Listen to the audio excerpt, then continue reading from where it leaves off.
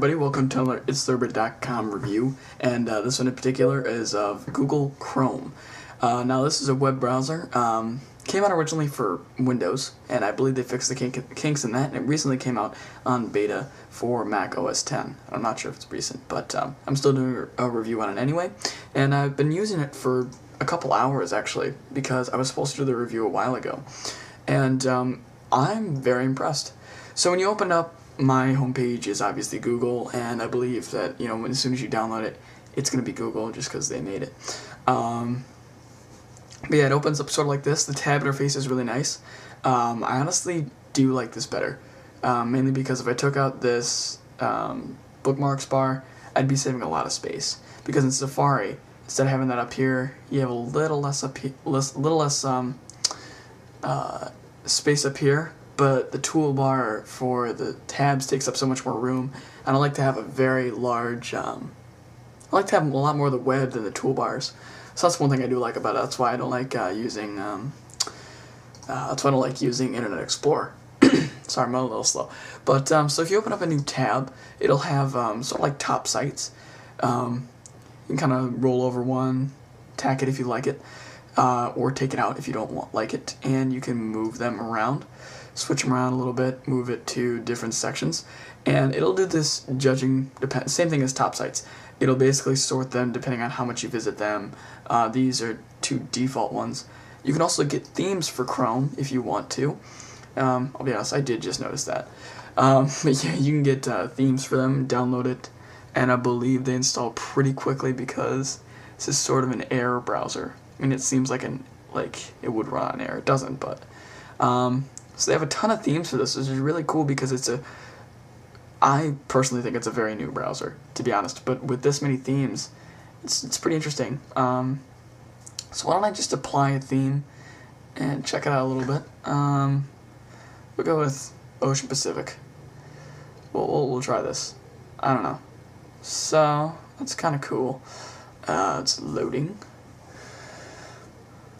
Wow, that is interesting. So basically, you can really customize this. So, yeah, I have actually taken, if you notice down here, I've taken Safari out of there, because I also noticed that, what I'm going to mention later, this is actually faster.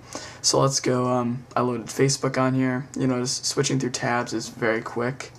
I mean, you had the X up here. I believe designing your own theme for this shouldn't be too hard, actually. Got Twitter over here and here.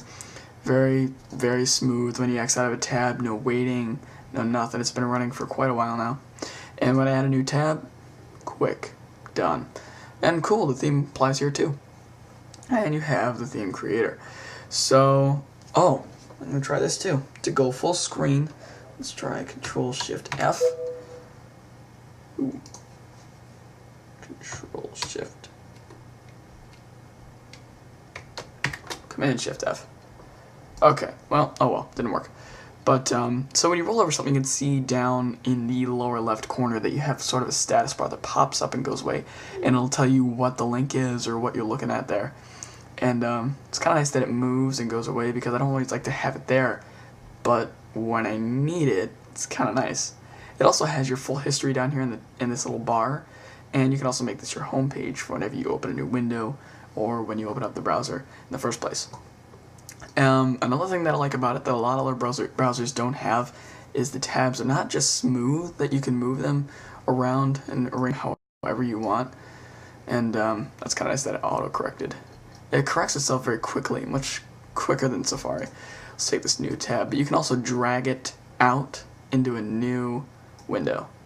I love that feature, because then say I'm working on something on, go to Wikipedia, and say I look up an article, Mars. Say I'm looking up a research report for Mars on here, and then I want to go to, also you can use this as a search field, this doubles as a search field, but I'm using Google Notebook. I have two little windows right here, and I'm good to go. I can start taking notes with Google Notebook of this document. So it's really nice that you can pull the tabs right out of there, and that's kind of cool. Also, they've saved space by not adding another search field and just using the URL field to search for it if it can't already find it on the web. So if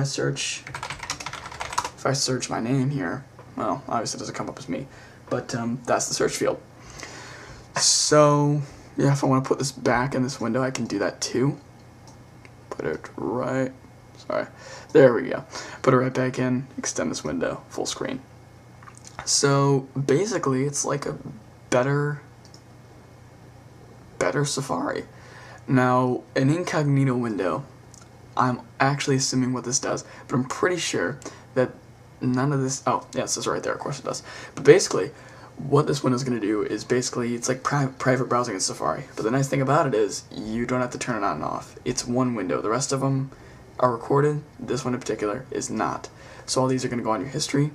That window isn't going to go anywhere. So basically it's going to be deleted immediately. So, I don't know, if you're shady like that, you can use that. I'm just kidding. So, then if I go back here, this gets recorded on my history. Really cool. You don't have to turn it on and off like Safari. Preferences, you can, on the startup, you can open up your home page. I'm pretty sure a lot of people are just going to stick with that. You can open up your previous session, and you can open up certain pages. Say if I wanted Facebook.com to open up first thing, Facebook, and Twitter.com. Twitter.com. You can also use the current page too. Add them. Add the ones that you have open in the tabs. And when your home page can be a new tab page, which is like top sites, or you can have Google.com or whatever homepage you want. And you can also make it your default browser, change your default search, and show page tool menus and things like that, which are kind of cool. So we also have personal stuff. You can offer to save passwords, save text, some more advanced settings here. You can delete your cookies, obviously. I'm only going to do that. I want to do that. That's good. So yeah, basically, I put this as a step up from Safari.